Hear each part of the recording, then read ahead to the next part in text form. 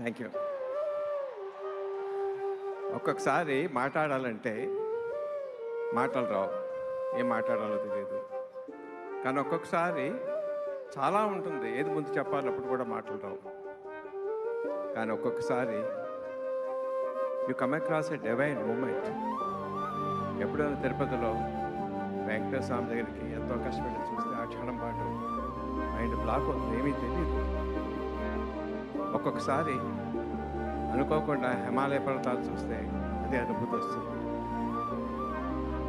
సకృతిగా జీవితంలో కొంతమందికి దొరుకుతుంది అనుభూతి. బట్ ఈ సినిమా తాలూకు ఒక యాక్షన్ 30 నిమిషాలు లెంత్ ఉంది. ఆ యాక్షన్, అది యాక్షన్ అన్నా, కథ అన్నా, ఆవేశం అన్నా, ఎమోషన్ అన్నా తెలియటం లేదు నాకు. అలా చూస్తూ ఉండిపోయాను. మహేష్ బాబు తాలూకు విశ్వరూపం దాంట్లో